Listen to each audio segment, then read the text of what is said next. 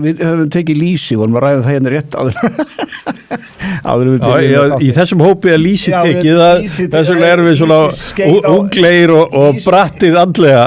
Hvað kom til, okkur keyptir lýsi? Ég ætla búin að taka lýsi sjálfur alla ævi. Þannig þú þekkir vöruna alltaf. Já, ég þekki allir þessa vör. Þú þekkir vöruna. Og svo náttúrulega lýsi náttúrulega frábært fyrirtæki. Vel reikið og Katrín reikið þetta vel. Er ekki 1 milljarður að cirka í hagnaði ári sem hefur verið undanfarin ár? Jó, stundum minna. Já. Og hún alltaf eitt miklu uppbyggingu. Þetta tæknivægt fyrirtæki. Já, þetta ég segi stundum, þetta bara svo olíuhreinsunarstöð. Já. Og hún sagði mig að það var 400 kílómetrar af rústfríum lognum í Vestmannaeyjum hérna niður á Fiskislóð. Já. Og þetta tæknifyrirtæki og líka það að þau eru búin að vera neytendamarkaðan lengi og svo kallar Omega það eins og menna ykkar aldrei því passið að vera með nóg D-vitamin. Já, við passum upp á það. Ég segi það sko. Og þannig að fyrir Brim við erum með 150-200 tonn fisk á ári og við viljum alltaf fara lengur inn í virðiskeðjuna því að ekki megu stækka okkur í veiðum. Það er búið að setja lög í Íslandi, bara 12%.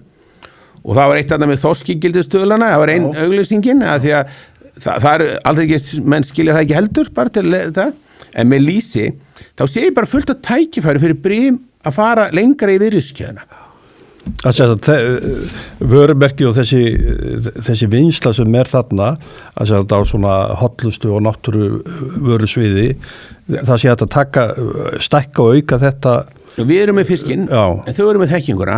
Það er mikið og markaðskerfi þetta lýsi selt í hvað 50-60 löndum eða ekki meira. Nákvæmlega, og það fullt af fólki sem er mikla þekkingu. Já, getur ekki samnýtt þetta eitthvað? Það erum við að vonast til. Og þá kannski það var líka kannski vera fjárfestarnir rólegri.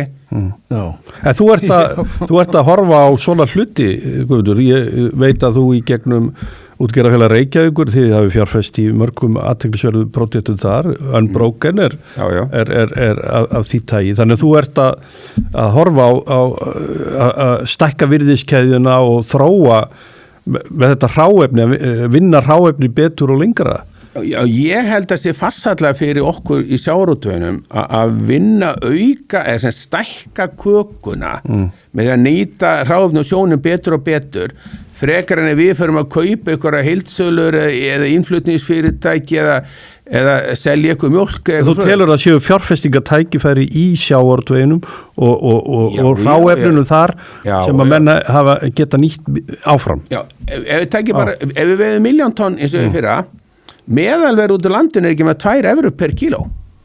Það er 300 kall og það er ekkert hátt. Þannig að það eru endalaust tækifæri en þá kemur inn á það. Það er ekki hægt að vera að rífast endalaust hver á veiðiréttin. Þetta var ákveðið fyrir 42